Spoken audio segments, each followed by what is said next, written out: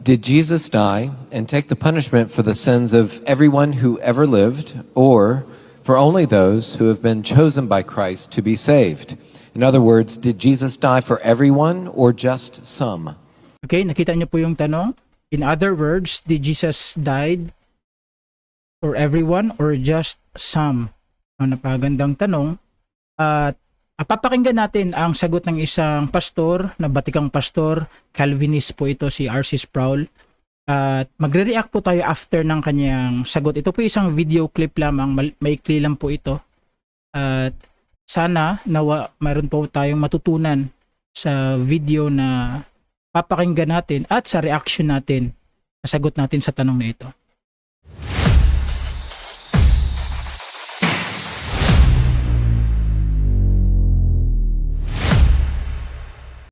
Amen. Mapagpalang araw po sa ating lahat. Sa araw na ito tayo na naman po ay magre-react sa isang video clip patungkol sa isang katanungan na kung si Jesus ba ay namatay sa krus ng Kalbaryo para sa lahat ng mga tao o para lang doon sa mga taong pinili ng Diyos na maligtas. Ano po?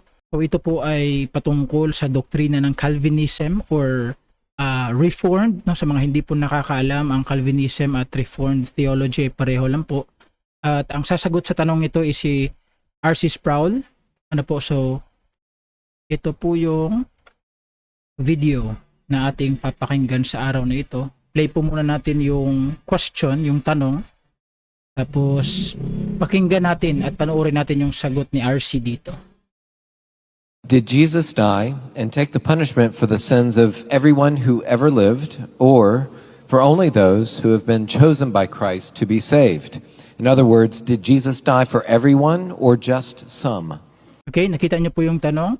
In other words, did Jesus died for everyone or just some? Napagandang tanong. At papakinggan natin ang sagot ng isang pastor, na batikang pastor, Calvinist po ito, si R.C. Sproul. At magre-react po tayo after ng kanyang sagot. Ito po isang video clip lamang, maikli lang po ito. At sana nawa mayroon po tayong matutunan sa video na papakinggan natin at sa reaction natin, sa sagot natin sa tanong na ito. I think it's important to understand that the question really has to do with the eternal design of God with respect to his plan of salvation.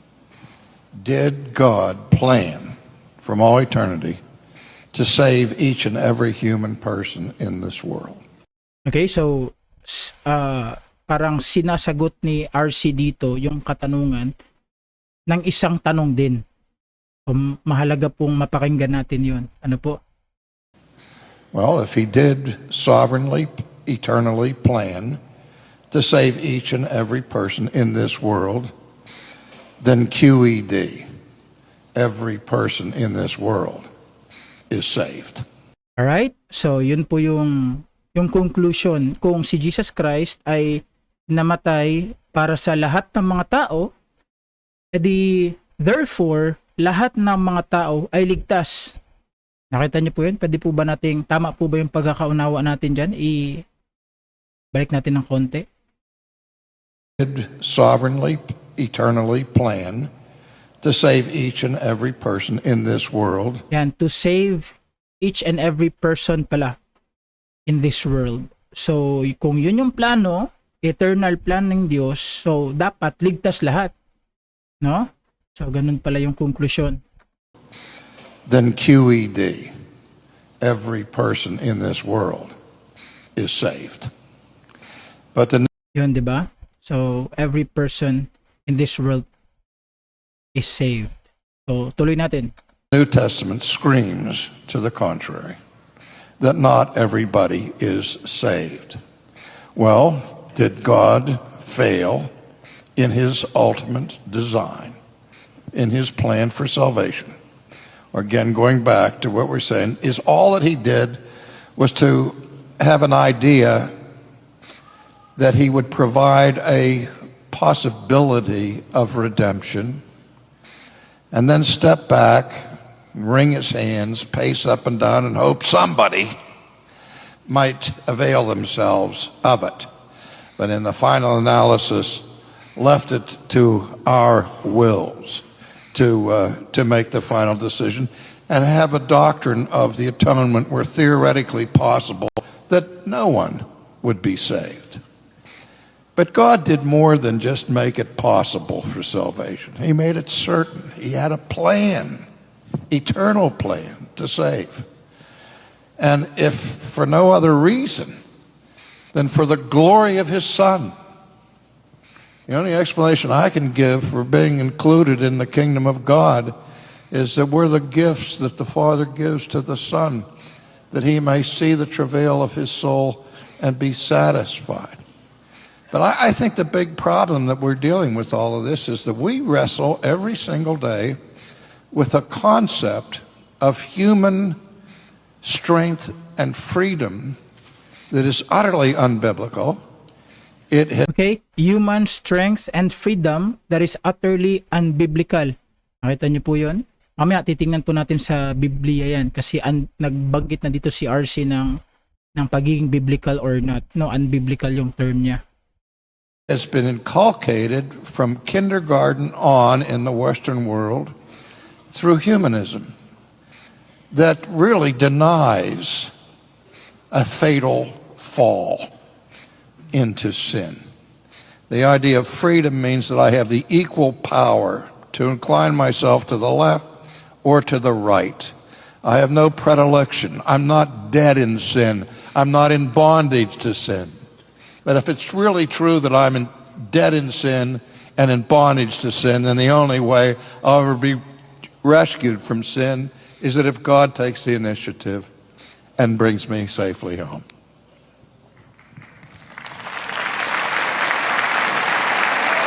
Okay, so dyan po nagtatapos yung video clip natin sa araw na ito at yun yung mahalagang katanungan po mga kapatid na magandang itanong natin sa ating mga sarili pero maganda ang salita ng Diyos ang sasagot. Ano po? So did Jesus died for everyone or just some? Yun po yung mahalaga at napagandang katanungan na napakinggan natin sa video clip nito. Pero again, just like with the previous video na nareakan natin dito kay RC Sproul mga kapatid, na isang bagay na mapapansin po natin sa kanyang mga sagot niya previously at dito po sa video na ito is that no scripture quoted. Pansin niyo po yun na walang talata from the Bible. Ilang minutes ba tong video? So less than 3 minutes yung kanyang pagsagot, maikli lang naman. Pero walang talata na kinote or binanggit si RC dito. No, maganda siguro kung yung mga sagot niya na yon ay back-upan niya ng mga talata or mga verse sa Biblia, which is more powerful kasi dito naman talaga kumbaga yung ating final authority for our faith and practices mga kapatid ay salita ng Diyos eh. Ano po? So yun po mapapansin natin, walang talata na binanggit. Ngayon, gusto ko pong maunawaan nating lahat mga kapatid na yan po yung doktrina ng Calvinism or yung Reformed theology. Na si Jesus Christ ay namatay para sa mga pinili lamang, hindi para sa lahat ng mga tao. Ano po? So, I think that is the letter L sa tulip, limited atonement. Ang tawag po dyan, limited atonement. So, kung kamatayan ng ni Kristo ang pag-uusapan natin patungkol sa video na ito mga kapatid, napakalinaw po sa Biblia na yes, I believe personally with all of my heart that Jesus Christ died for everyone. Yun po yung stand ko. Okay? Now, marami pong talata na hindi po natin pwedeng isa-isahin. Pero I think it is best to show you some scriptures or show you some verses, mga kapatid. Hindi lang lahat ang maibibigay ko. Pwede naman na lahat. Pero again, it will take more time. Buksan natin yung Biblia yan. Kita po natin dito sa screen. So, I think isa sa pinakamaliwanag na verse na makikita natin from the Bible na si Jesus Christ po ay namatay. Yung kamatayan niya sa krus ng Kalbaryo, yun po ay para sa lahat ng mga tao. So kayo na lang po kayong nakikinig, no, ikaw ang mag-judge after you read these verses na ibibigay ko po sa inyo. Ikaw ang mag-judge. Again, may kanya-kanya naman po kasi tayong mga pagkaintindi, may kanya-kanya po tayong mga belief. But for me, Ano po, and also sa church na kinabibilangan ko, kami po ay naniniwala na si Jesus Christ ay namatay sa krus ng Kalbaryo. Siya ay muling nabuhay para po sa lahat ng mga tao. Na po, ito po ang isang patunay. Nakita po natin Hebrews chapter 2 verse 9. Maliwanag po yan sa talata. Ito po. Ayan, sabi diyan, but we see Jesus who was made a little lower than the angels for the suffering of death, okay, crowned with glory and honor. Ito po. Kita niyo po yan, that he by the grace of God should taste death, kamatayan, for who? Every man. Yun, maliwanag pa sa sikat ng araw. Should taste death for every man. So again, yan po yung tinuturo ng Biblia. It is up to you if you believe in this verse or not. Hindi po ako namimilit. Wala po tayong sapilitan dito mga kapatid. So, anong masasabi mo dyan? No? Napagandang talata na nagpapatunay na si Kristo ay namatay para sa lahat. At dadagdagan pa natin yan. If you are not yet satisfied with that verse, again, marami po yan ha. Hindi lang natin mako-quote lahat. Ito lang po yung pinag-uusapan natin sapagkat ito po yung nasa video. Ano po? Dito po tayo sa 2 Corinthians chapter 5. Tingnan natin anong sinasabi sa verse number 14. Tsaka 15, dalawang talata po yan. Sabi po dito, ito po, 2 Corinthians 5:14. For the love of Christ constraineth us, because we thus judge that if one died for all, liwanag po. So anong pagkakaintindi mo niyang all? Kasi may iba po kasing mga naniniwala na yung all dito ay hindi all. Ano po, kundi doon lang sa mga pinili. Right? So that if one died for all, then we're all dead. Okay? Ito, alam natin to. We're all dead. Tayo po'y patay, spiritual lahat. For all have sinned and come short of the glory of God. Ano po? Alam po natin to. For the wages of sin is death. Yan, spiritual na kamatayan po yan. 2 Corinthians 5:15, next verse. And that he died for all.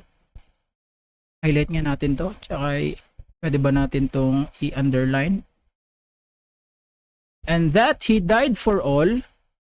Yan. That they which live should not henceforth live unto themselves, but unto him which died for them and rose again. So, ikaw kapatid, anong pagkakaintindi mo dito? Ikaw ba ay maniniwala na si Kristo ay namatay para sa lahat ng mga tao?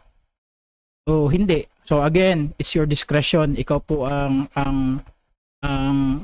maniniwala, ikaw po ang mananagot sa Panginoon, ikaw po ang magde-decide kung anong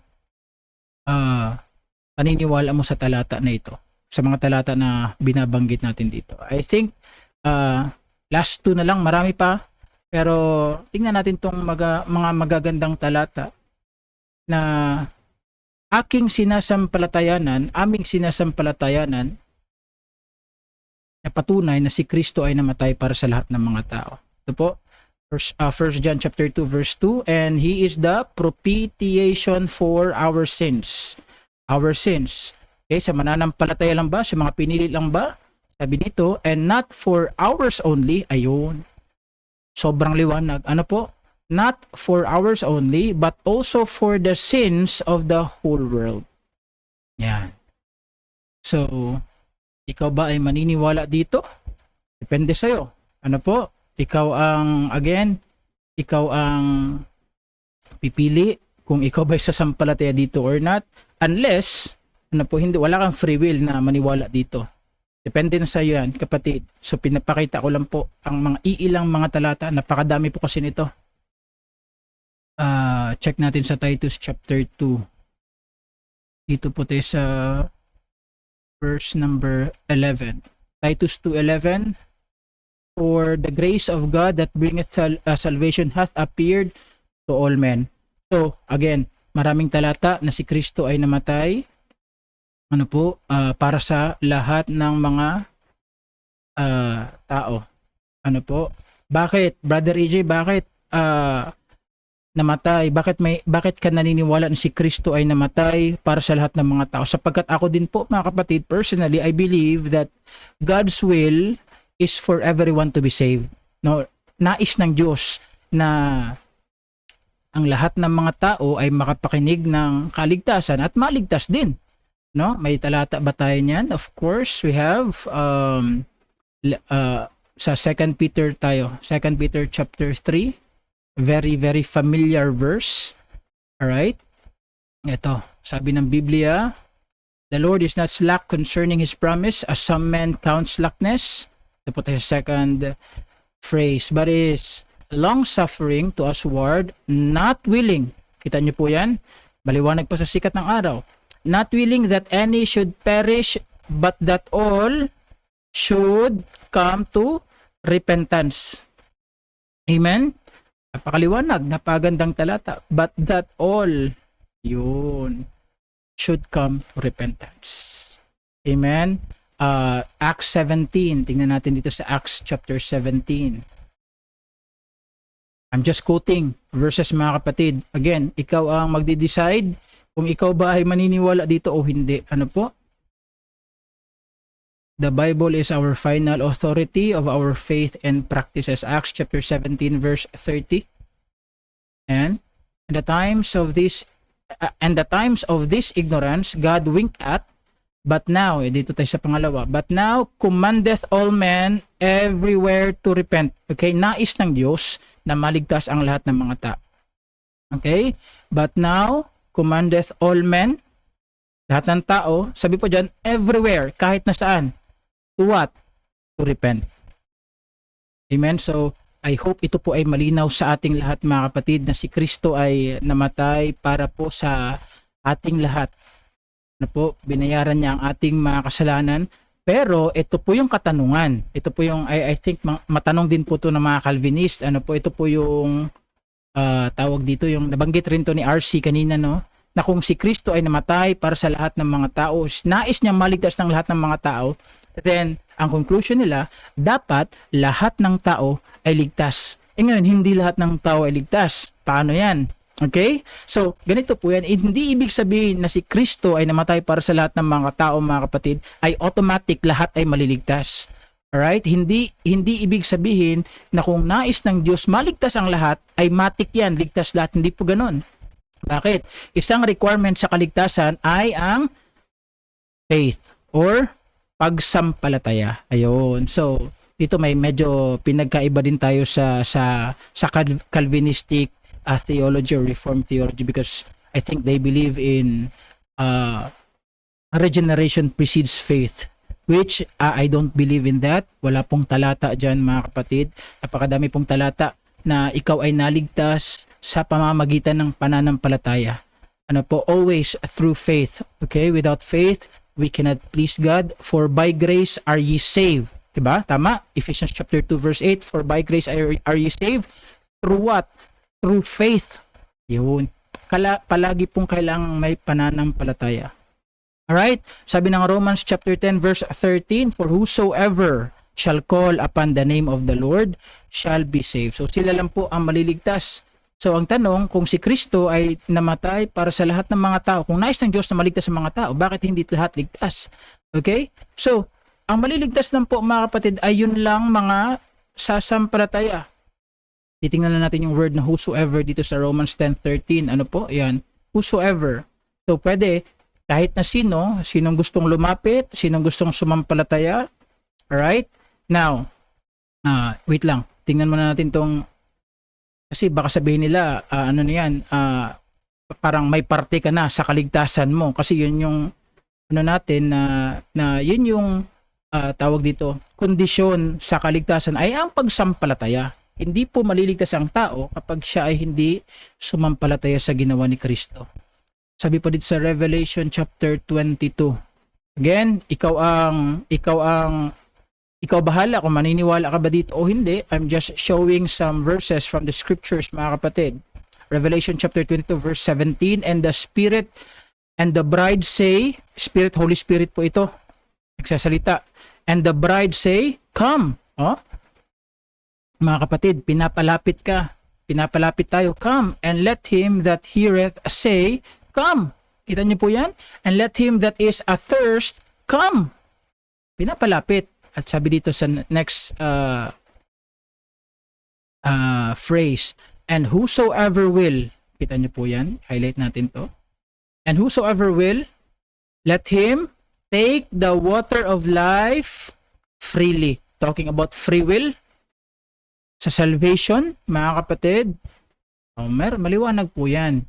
So, yan po ay tinuturo ng Biblia. That is biblical. So, yun po yung sinasabi ko kanina na to answer this kind of question, it is very, very vital. It is very, very crucial to quote some scriptures. Again, kasi yung sagot natin ang magpapatunay dyan, na totoo yan, ay walang iba kundi ang salita ng Diyos. Again, wala pong sapilitan ito.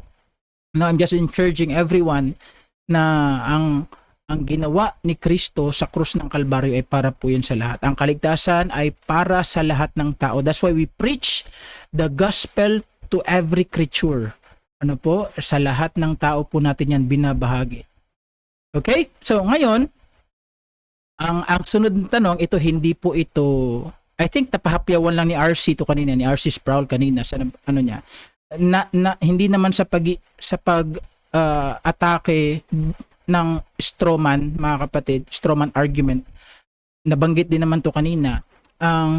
May mga kaibigan kasi tayong mga Calvinist na ang kanilang stand or argument na nabanggit ko kanina yung regeneration precedes faith. Hindi ka makakasampalataya kapag ikaw ay patay spiritual. Tama? Magandang statement, no? Ulitin ko po yung statement, hindi makakasampalataya ang taong patay. Patay nga, para siya makasampalataya, kailangan muna siyang buhayin. Okay? So, ang Diyos ang bubuhay para ikaw ay makasampalataya. Now, let us always remember, ito po yung sagot ko dyan, mga kapatid, pakinggan nyo po ito. Let us always remember that tayong mga tao, meron po tayong tripartite, no? Tripartite means meron po tayong body, soul, and spirit. Saan po natin makikita yan, Brother EJ? There are only 2 verses in the Bible na nagtuturo or nabanggit ang tripartite. Tingnan natin to, Hebrews chapter 4 verse 12. Very familiar verse. Sabi po dyan, for the word of God is quick and powerful and sharper than any two-edged sword, piercing even to the dividing asunder of ito po, of what? Soul. Ito pong gusto kong ipakita sa atin. Soul and spirit, and of the joints and marrow. That is soul, spirit, and body. Okay? Tripartite po tawag dyan. And is a discerner of the thoughts and intents of the heart. Isang talata po is in 1 Thessalonians chapter 5. Dito po sa verse number 23. Kita nyo po yan, mga kapatid. 1 Thessalonians 5:23. Maliwanag po yan. Oops. And the very God of peace sanctify you wholly. I pray God your whole spirit and soul and body. Kita niyo po yan, tripartite po tawag dyan. Ngayon, babalik tayo dun sa pagiging patay natin. Ang patay po sa tatlong yan ay ang espiritu lang. Ibig sabihin, ang body and soul, buhay po yan. Okay, maliwanag po. Ito siguro yung kailangang maintindihan din po ng ating mga kaibigan, mga minamahal na Calvinist, no? Ang patay, ang spirit. Tama? For the wages of sin is death. Right? Pero yung soul, ang soul po natin, yan po yung tinatawag natin na mind, will, and emotion. Okay? Mind, will, and emotion. And body, buhay po ang soul and body. Now, sabi sa Biblia sa Romans 10:17, so then faith cometh by hearing, and hearing by the word of God. So, yung pananampalataya, mga kapatid, yan po ay nanggagaling kapag ikaw ay nakapakinig ng salita ng Diyos. Alright? Without the word of God, you will not have faith. Okay? So, nakapakinig ka, that is body, hearing. Alright? And then, yung nag-decide ka na ikaw ay sasampalataya, that is your soul. Mind, will, and emotion. Yun po yung soul. Ang patay, ang spirit. Now, nung ikaw ay sumampalataya, mga kapatid, ang nabuhay, ang espiritu. Kaya nga born again, dun na pumasok yung regeneration. Right? Na-regenerate nung ikaw ay sumampalataya. Bakit? Ang patay, ang espiritu. Ang soul and body, they are alive. Okay? Kaya nga nakapakinig ka eh. So, ito po yung magre-refute sa argument na hindi makakasampalataya ang taong patay. Kung patay physical ay natural, hindi makakasampalataya yan. Pero pag ang taong buhay nakapakinig ng salita ng Diyos, pwedeng sumampalataya. Okay? Ngayon, Kasi minsan, binabalik nila yung argument, mga kapatid, na kapag ikaw ang sumampalataya sa sarili mo, ay meron kang ambag sa kaligtasan. No, meron kang ambag sa kaligtasan. Mga kapatid, ang salvation is conditional. Ang condition, hindi yung paggawa ng mabuti, hindi yung pagsisimba linggo-linggo, hindi yung pagsunod sa mga kautusan. Ang condition po ay pagsampalataya. Napakaliwanag po niyan dun sa Philippian jailer. If you can remember in Acts chapter 16, at liliwanagin po natin ito, mga kapatid. Malapit na po tayo matapos. Ano po? Napakahalaga po ng doktrina na ito. Acts chapter 16 verse 31. Ano ang tanong? Okay. Dito tayo sa verse number 30 muna kasi may tanong dito, and brought, actually hindi to Philippian jailer, Roman jailer po ito na nasa Philippi. Ano po? And brought them out and said, Sirs, ito yung tanong, what must I do to be saved? Anong kailangan kong gawin? Yung do po dyan, hindi po yung gawa na gagawa ka ng mabuti. Okay? Ito po yung, kasi yung sagot dito po. Ito yung gagawin mo. Acts 16:31. And they said, believe. Yun, maliwanag. Hindi pala paggawa ng mabuti. Believe on the Lord Jesus Christ, and thou shalt be saved in thy house. Mga kapatid, meron kang gagawin. Pero hindi gawa ng mabuti, hindi yung pagsunod ng kautusan or good works, mga kapatid. Meron kang gagawin, ano yon? Believe. You have to believe in order for you to be regenerated. You have to have faith. Amen? So, again, ginawa ko po itong video na ito to encourage everyone, number one, to let them know na si Kristo po ay namatay para sa ating lahat ng mga tao. At ang kasunod po niyan, number two, I am making this video in order for us, to be encouraged to share the gospel to everyone. Huwag kang mamili. Right? Sa lahat ng mga tao, i-share mo ang gospel. Mahirap po yung magkaroon tayo ng kaisipan na hindi naman lahat ng tao maliligtas, so hindi ko rin i-share ang gospel, or kung ang Diyos ay pinili ang taong ito, kahit hindi ko i-share sa kanya ang gospel, maliligtas naman siguro siya. So ay gusto ko pong tanggalin yung kaisipan na yan. Alright, again, after all of the verses na pinakita ko po sa inyo, my conclusion is please share the gospel to everyone. Okay? Please share the gospel to everyone. Bata, matanda, mayaman, mahirap. Ano mang estado ng buhay, please. I hope this video is encouraging us right now to share the gospel to everyone. Yun po sabi ng Panginoon. Go ye therefore and teach all nations, baptizing them in the name of the Father, and of the Son, and of the Holy Ghost, teaching them to observe all things whatsoever I have commanded you. And lo, I am with you always, even unto the end of the world. Amen. So I hope, mga kapatid, itong video na ito ay naging blessing sa ating lahat. Please share the video. Wala po tayong negative, personal na negative sa ating mga kaibigan, mga minamahal na Calvinist or mga Reformed, na mga kaibigan natin dyan. Kung ano na sinasabi ng salita ng Diyos. Again, at least narinig niyo po yung side ko, yung side namin na mga hindi Calvinist, ano po.